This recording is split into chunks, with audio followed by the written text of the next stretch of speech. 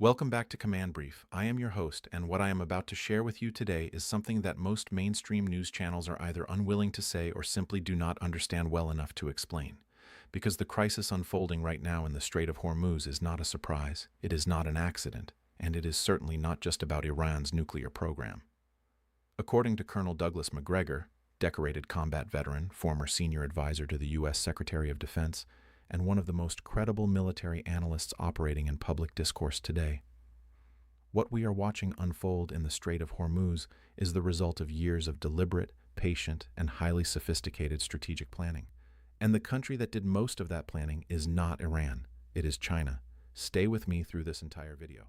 By the end, you will understand why Iran will never voluntarily give up control of the Strait of Hormuz, why China's decade-long investment in Iran was always about far more than cheap oil, what Colonel Macgregor has been saying that the Pentagon does not want you to hear, and what all of this means for the future of American power in the Middle East and beyond. This is the full command brief. Let us get into it. Before we get into the substance, we need to establish who Colonel Douglas Macgregor is and why his analysis deserves serious attention. Douglas Macgregor is a retired United States Army colonel, with a record that very few people in American military history can match. He commanded the famous Battle of 73 Easting during the Gulf War in 1991, one of the largest tank battles in American military history, and he did it with a level of tactical precision that became a case study in military academies around the world. He is a decorated combat veteran, a published author on military strategy and reform, and he served as a senior advisor to the Secretary of Defense during the first Trump administration. What makes Macgregor particularly important is not just his credentials. It is his willingness to say things that the establishment does not want said. He has consistently argued, sometimes against significant institutional resistance, that American military adventurism in the Middle East has been strategically counterproductive. He argued against the Iraq War. He argued against the prolonged presence in Afghanistan. And for years, he has been warning that any military confrontation with Iran would be far more complex, far more costly, and far less decisive than American planners were prepared to admit. He has now been proven right about all of it. And that is why when Macgregor speaks about what is happening in the Strait of Hormuz and about China's long game in Iran, the analysis deserves to be taken seriously. This is not a commentator speculating from the sidelines. This is a man who spent decades inside the American military machine and understands its strengths and its blind spots better than almost anyone currently speaking publicly. Let us start with the first part of this video's title. Iran would never give up the Strait of Hormuz. That is not rhetoric, that is strategic reality, and Colonel Macgregor has explained precisely why. The Strait of Hormuz is a narrow waterway, at its narrowest point, only about 33 kilometers wide, that connects the Persian Gulf to the Gulf of Oman, and from there to the broader global ocean.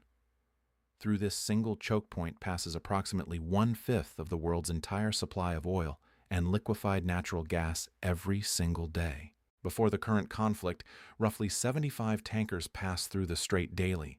Since Iran's effective closure of the waterway beginning in late February 2026, that number has fallen to somewhere between 3 and 4 ships per day. The economic consequences have been catastrophic for the global economy.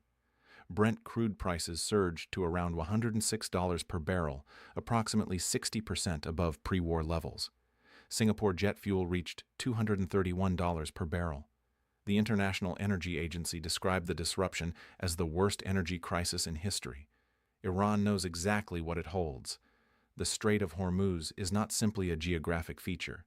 It is Iran's most powerful strategic weapon, the ultimate lever of deterrence and pressure. Macgregor has pointed out directly that the Iranians have stated their position clearly.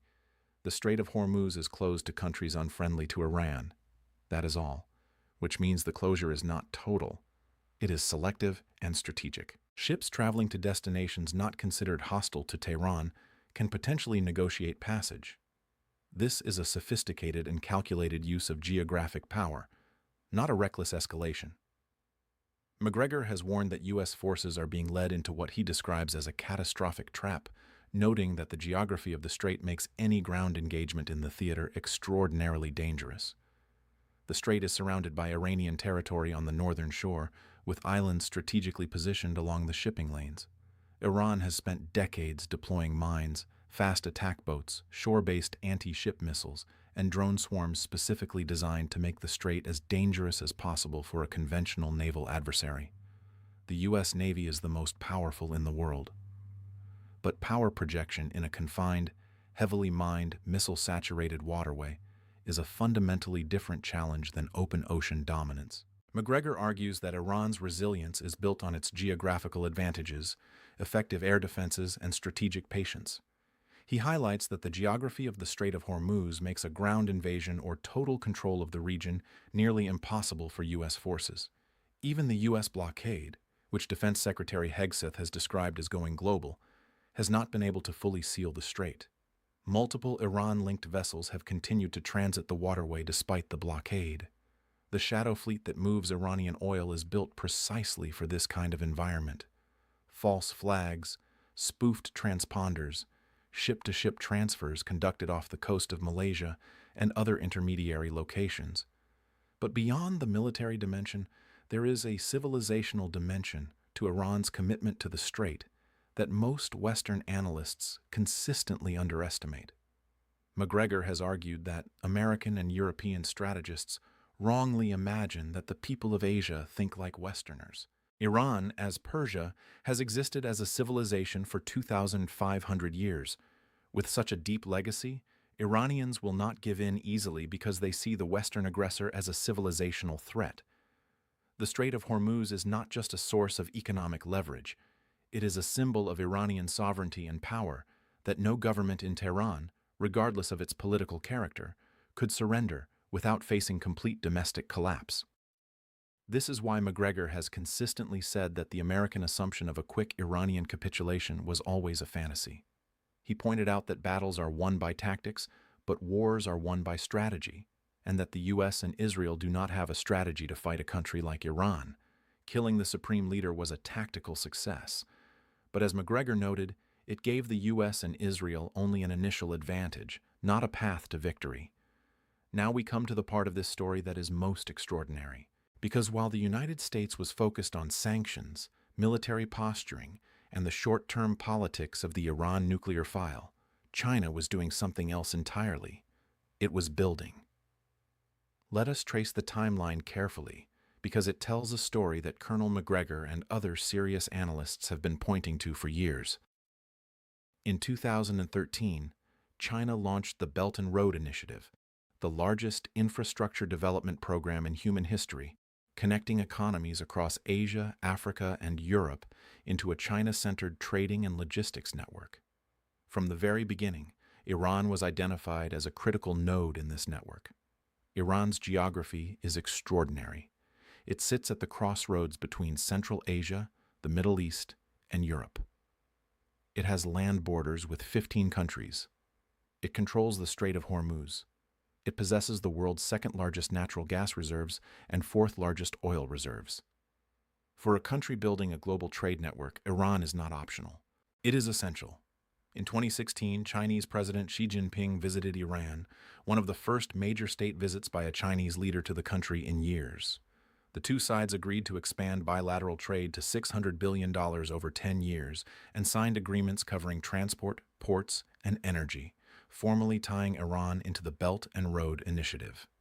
That visit was the public signal of something that had been in development for years, a comprehensive strategic partnership between Beijing and Tehran, built around a simple exchange: Chinese investment and economic integration in return for discounted Iranian oil and guaranteed access to Iran's strategic geographic position.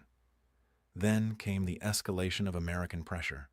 When the Trump administration during its first term withdrew from the 2015 nuclear deal and reimposed sweeping sanctions on Iran, it achieved the opposite of its intended effect on the China-Iran relationship.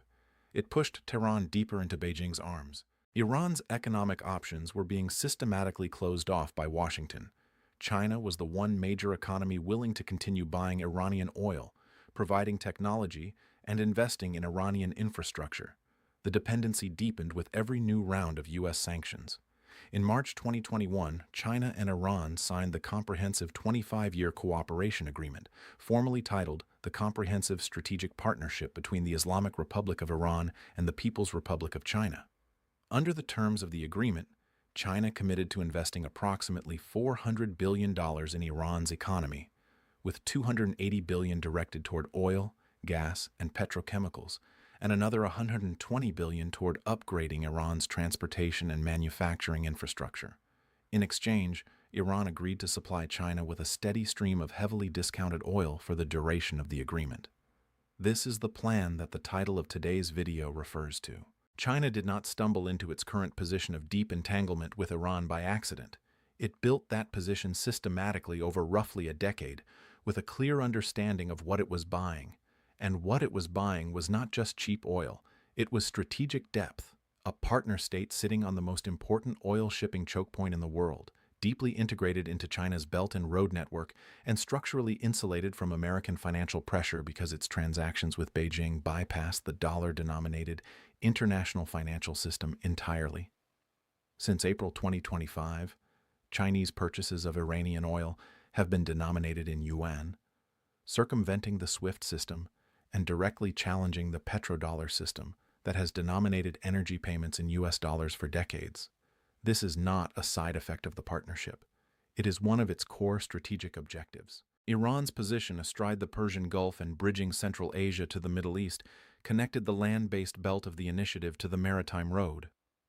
In strategic terms, Iran offered China a potential energy corridor that could bypass maritime choke points dominated by the United States Navy. Think about that for a moment.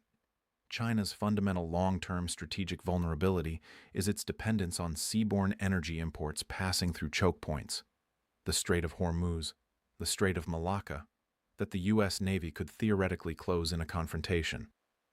The China-Iran partnership was, in part, designed to build an alternative architecture that reduced that vulnerability.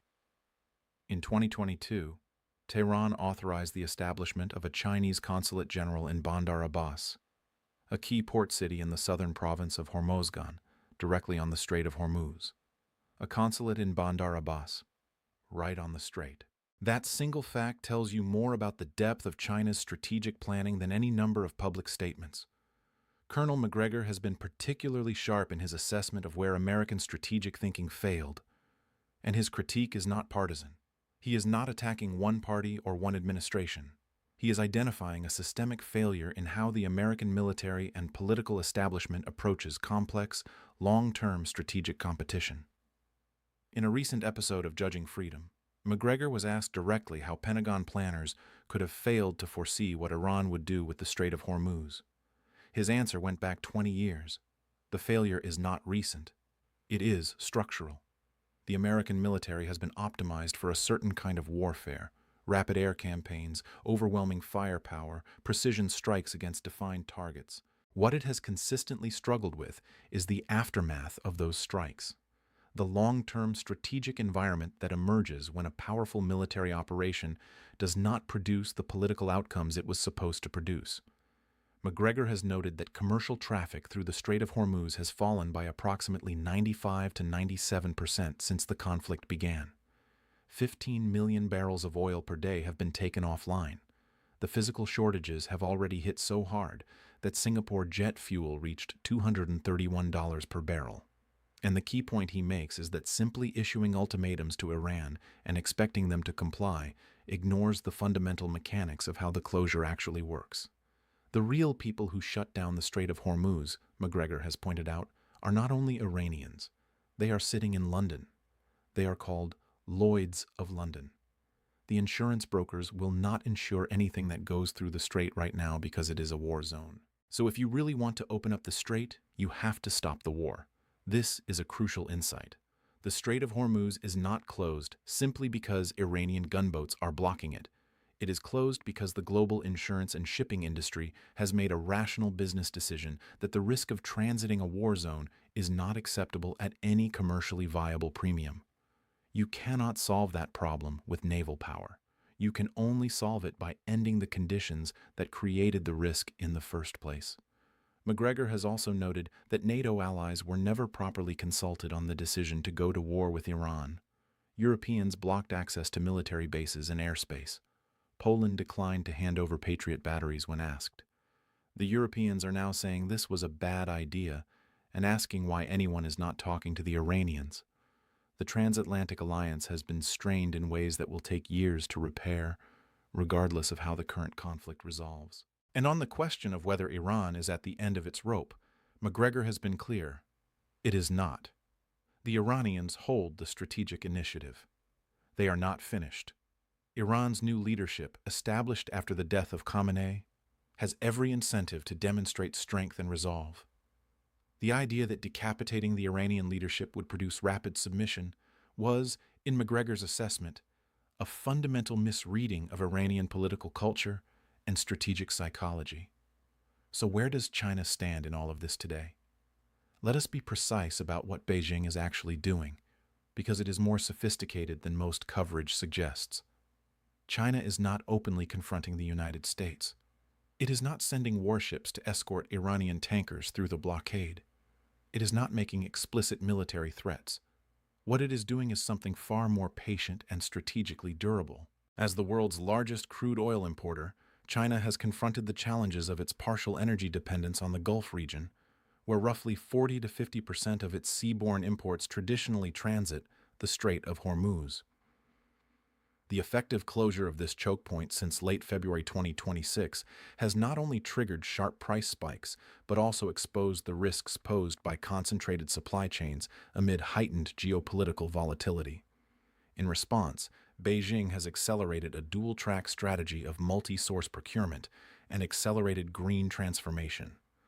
On the energy front, China holds approximately 1.3 billion barrels in strategic petroleum reserves, enough for roughly 120 days of consumption at current levels.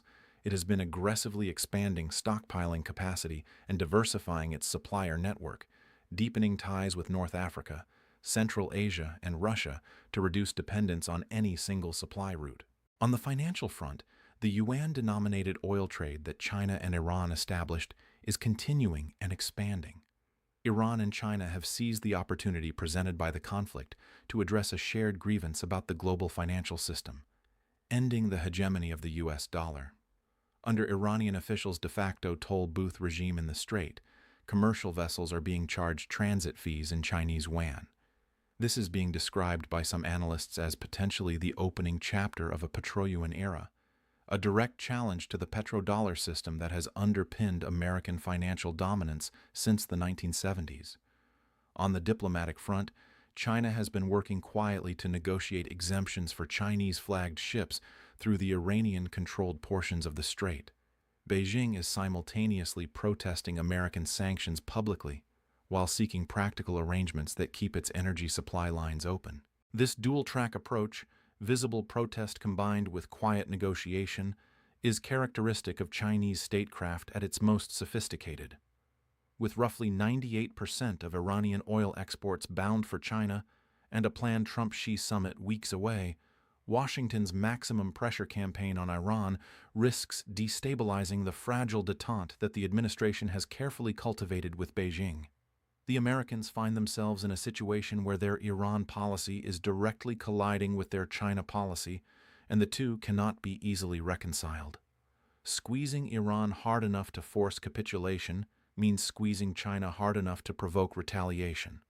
But easing up on Iran means accepting a strategic defeat that would embolden every adversary watching from the sidelines. Let us zoom out one final time and place everything we have discussed into the broadest possible frame.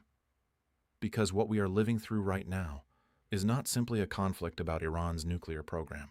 It is a test of whether the international order built around American military and financial dominance can hold against a sustained, patient, multi-dimensional challenge from countries that have decided they will no longer simply accept that order on American terms.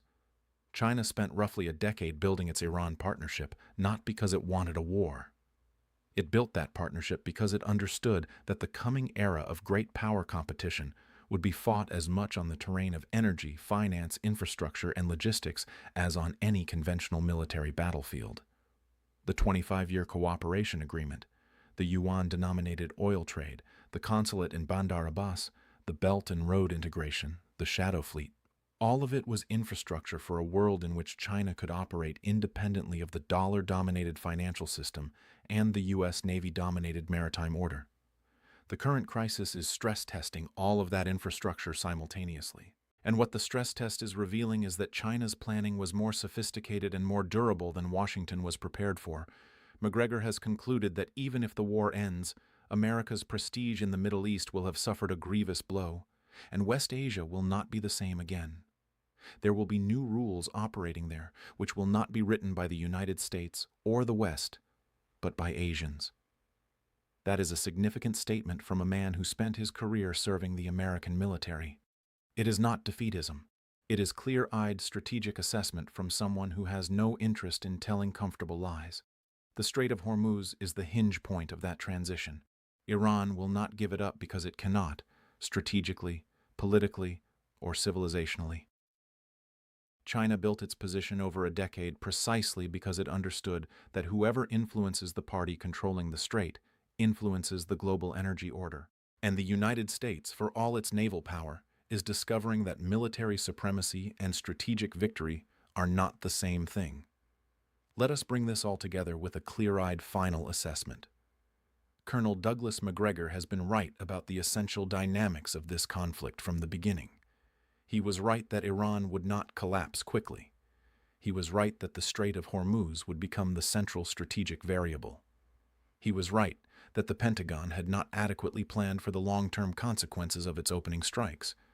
And he has been right that what looks like an Iran crisis is in fact a China crisis, because the two countries' strategic interests in the strait have become so deeply intertwined over the past decade that they cannot be separated. China's 10-year plan was not a plan for war.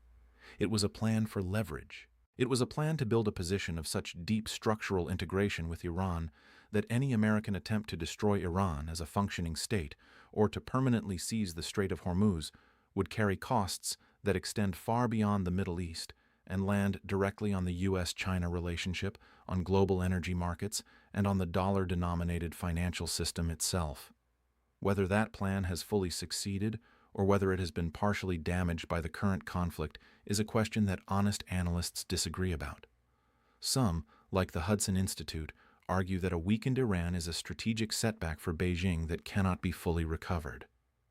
Others argue that the crisis has accelerated precisely the trends: yuan oil trade, Belt and Road diversification, dollar erosion that China's planning was designed to produce. What is not in dispute is that this crisis is not a random event. It is the product of decisions made years ago by strategists in Beijing who understood that the struggle for the future of global order would eventually pass through the Strait of Hormuz, and they positioned themselves accordingly. The question for Washington is whether it understands that reality clearly enough to respond to it strategically, rather than simply militarily. Colonel Macgregor has been asking that question for years. The world is now living through the consequences of the answer. That is the complete command brief for today. We covered who Colonel Douglas Macgregor is and why his analysis carries real weight. We examined why Iran will never voluntarily surrender control of the Strait of Hormuz, strategically, militarily, and civilizationally. We traced China's deliberate 10-year strategy to build deep structural integration with Iran through the Belt and Road Initiative, the 25-year cooperation agreement, the UN oil trade, and the consulate in Bandar Abbas. We analyzed what Macgregor says the Pentagon got fundamentally wrong about this conflict, and we assessed where China stands today and what the broader strategic picture actually looks like. If this kind of deep, serious, fact-based analysis is what you come to Command Brief for, then please do two things right now. Hit the like button. It genuinely helps this channel reach more people who want real analysis instead of noise. And subscribe so you do not miss the next briefing. We publish regularly, we do the research, and we give you the full picture every single time. I will see you in the next one. Stay sharp, stay informed. This is Command Brief.